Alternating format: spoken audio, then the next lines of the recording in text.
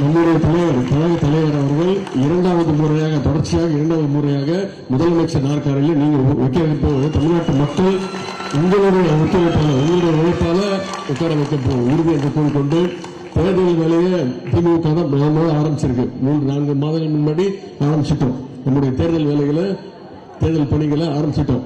எப்படி தேர்தல் வேலையை முதல்ல ஆரம்பிச்சிருக்கோமோ அதே மாதிரி தேர்தல் ரிசல்ட்லையும் நாம தான் முதல்ல வருவோம் அப்படிங்கிறத கூறிக்கொண்டு யார் எப்படி வந்தாலும் பரவாயில்ல, நம்முடைய கூட்டணி உங்களுக்கு எதிரணியில் இருக்க கூட்டணி பற்றி உங்களுக்கு தெரியும் என்ன நடந்துட்டு இருக்கு. அவங்க கள ஆய்வு நடத்திட்டு அப்படின்னு சொல்லி ஒவ்வொரு இடத்துலையும் பெரிய கலவர ஆய்வு தான் நடத்திட்டு இருக்கிறாங்க.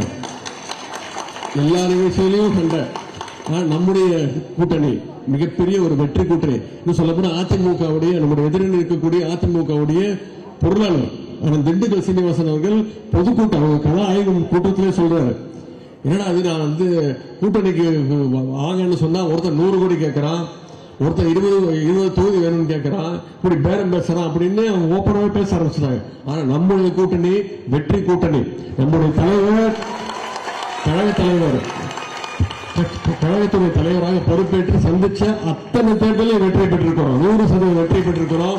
அந்த தேர்தல் வெற்றி அடுத்த தேர்தலில் உறுதி செய்யணும்னா அதற்கு வந்திருக்கக்கூடிய கழக தோழர்கள் உடன்பிறப்புகள் கலைஞருடைய உடன்பிறப்புகள் அத்தனை பேரும் நீங்க களத்தில் இறங்கி அந்த தேர்தல் பிரச்சாரத்தில் ஈடுபட்டு நம்முடைய வெற்றியை உறுதி செய்ய கேட்டுக்கொண்டு மீண்டும் என்னுடைய பிறந்தநாள் நிகழ்ச்சிகளில் ஒரு சிறப்பான திட்டங்களை உங்களை எல்லாம் சந்திக்கின்ற அந்த வாய்ப்பை கொடுத்த அந்த சேகர்பாபு அவர்களுக்கும் வந்திருக்கக்கூடிய நாடாளுமன்ற உறுப்பினர்கள் சட்டமன்ற உறுப்பினர்கள் அனைவருக்கும் மீண்டும் என்னுடைய நன்றி தெரிவித்து விடைபெறுகிறேன். நன்றி, வணக்கம்.